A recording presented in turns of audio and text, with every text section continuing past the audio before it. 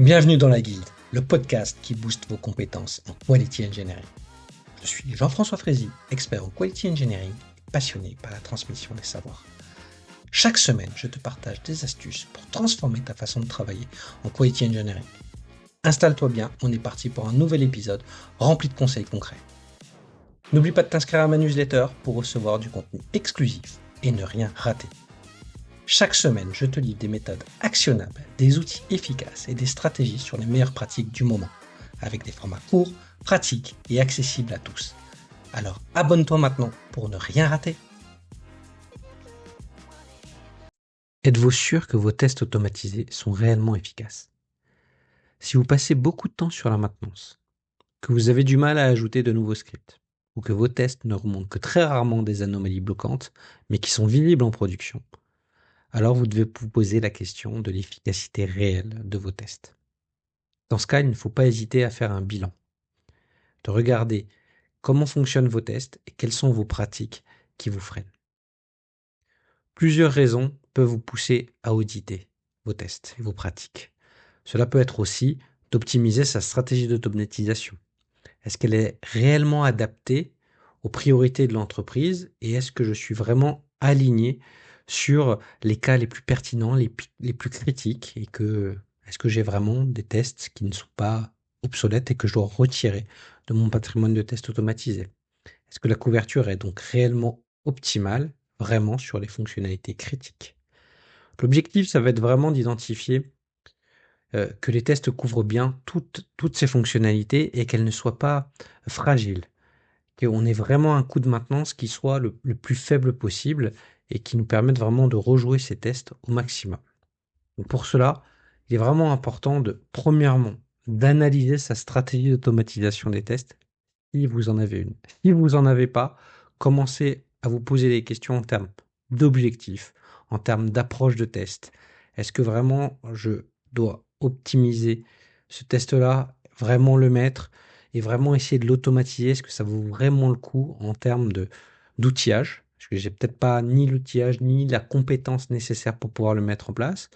Peut-être aussi que le jeu n'en vaut pas la chandelle, que l'optimisation qui va en découler va coûter beaucoup trop cher et que le ROI ne sera pas là. Donc il faut vraiment prendre cela en compte et de se dire dès le début, dans ma stratégie, je vais prendre en compte le coût et le retour sur investissement de mon automatisation. Et vous verrez, ce sera vachement mieux pour vos projets.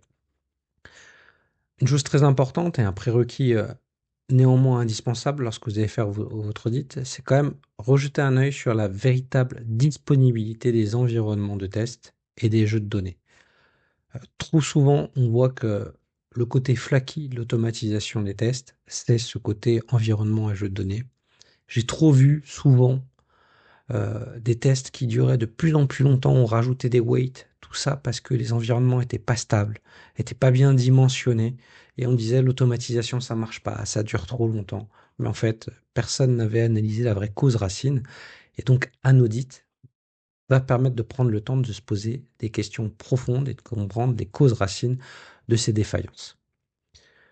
Autre point intéressant et indispensable, c'est de regarder vraiment la qualité des scénarios, de regarder s'ils sont bien structurés, s'ils sont clairs, s'ils sont compréhensibles, s'ils sont efficaces et donc maintenables. Donc le côté modulaire, le côté bonne pratique, ça peut être par exemple l'utilisation du Page Object Model, mais ça peut être d'autres pratiques que vous devez mettre en place. Est-ce qu'elles sont vraiment respectées? Est-ce que les cas couvrent vraiment, une fois de plus, les aspects critiques, qu'on n'est pas sur des tests pour faire des tests, pour dire que je rajoute un KPI? J'ai petite anecdote, j'ai un souvenir d'une fois un projet où je suis arrivé, il me dit bah nous on est super bon en automatisation, on a 200 tests automatisés sur Selenium, ça marche bien, ça tourne bien. Je dis ok, c'est très bien, mais combien d'anomalies vous remontez sur ce patrimoine de tests et notamment d'anomalies bloquantes, sachant que je savais qu'ils avaient des anomalies critiques régulièrement en production et ben, c'était proche du néant. Ils avaient fait beaucoup de tests automatisés, mais sur des choses qui étaient tellement stables, tellement pas sur le chemin critique, que ça avait peu d'intérêt. Et ils étaient tombés dans un défaut que je vois souvent dans les projets, c'est le vanity metric qui dit, nous on a beaucoup de tests auto. S'ils apportent pas de valeur, s'ils identifient pas des anomalies, C'est un peu dommage de dépenser autant de temps, autant d'argent, autant de compétences sur quelque chose qui n'identifie aucune anomalie. L'autre question que je me pose, c'est est-ce qu'on met vraiment les contrôles dans les tests? Est-ce qu'il y a les bonnes compétences pour pouvoir le faire lorsque je vais faire un audit là-dessus? Euh, Partons du principe que la plupart du temps, il y a les compétences, mais ça peut arriver que des fois, on n'ait pas les bonnes compétences, et ce qui fait que les tests passent alors qu'ils devraient être en échec, et donc on devrait trouver une anomalie. Donc c'est vraiment ce point-là aussi qu'il faut vérifier, c'est la fiabilité des résultats. C'est est-ce qu'on est sûr et confiant qu'on trouve vraiment les anomalies alors qu'on ne les trouve pas. Ça peut être aussi un problème de jeu de données qui n'est disponible qu'en production. Et comment on peut faire pour le reproduire vraiment. Et surtout, euh, il faut vraiment voir ce côté vrai échec et faux positif. Et ça, c'est super important parce que si on n'a pas la confiance dans son patrimoine de test, qu'on est obligé d'automatiser, qu'on doit les rejouer à la main, ça pose un problème vraiment de confiance sur toute l'équipe. Et ça, c'est super compliqué après à remettre en place et à relancer un projet d'automatisation. Donc il faut vraiment que on ait une confiance, que les résultats ils soient stables et qu'ils tournent vraiment.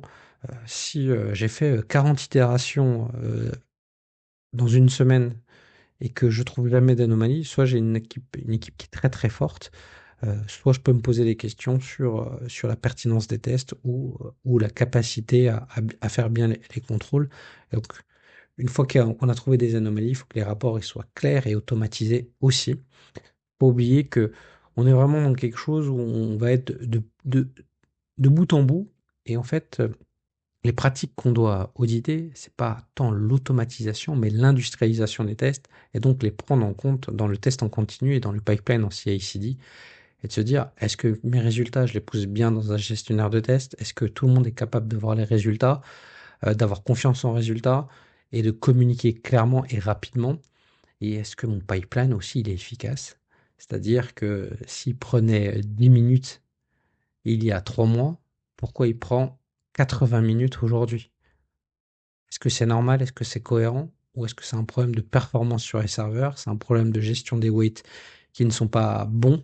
Et c'est un peu compliqué. Par exemple, sur GitLab CI, par défaut, c'est 60 minutes. Donc, si vous tombez en timeout, vous n'avez pas réussi à tomber tous vos tests, donc ça pose un problème. Des fois, la stratégie, c'est normal, c'est complexe, c'est des flux qui sont longs, et il faut peut-être paralyser les tests. Donc peut-être qu'on a mis trop de tests complexes, qu'il faut qu'on doit les relancer pour être sûr que ça tourne. Et là, il faut peut-être se poser les questions de dire, est-ce qu'il ne faut même pas faire des tests d'API? Est-ce qu'ils sont vraiment automatisables pour pouvoir le gérer? Est-ce que je lance bien mes tests en continu sur chaque commit pardon, ou en build night si c'est la stratégie que vous avez décidée? Il faut s'assurer vraiment que c'est vraiment fait. Si on a des tests automatisés qui ne sont pas dans un pipeline, c'est un peu dommage parce qu'on n'est pas allé jusqu'au bout de la démarche.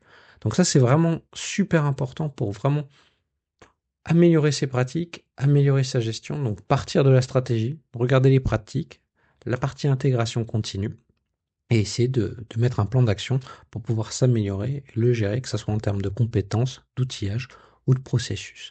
Donc je vous encourage vraiment fortement à revoir vos pratiques quotidiennement, à les challenger, éventuellement à le faire avec un œil extérieur. C'est jamais facile pour l'ego, mais ça peut être que vraiment positif pour vos projets, pour vos compétences et surtout pour la qualité des livrables de vos scripts et de vos projets d'automatisation. Donc n'hésitez pas à m'en parler et à venir me contacter si vous avez besoin de conseils sur ce sujet. Et en tout cas, essayez de revoir vos pratiques avec ce que je viens de vous dire. Et je vous dis à très bientôt et au prochain épisode. Merci d'avoir écouté cet épisode. C'est grâce à toi que la guilde continue de grandir.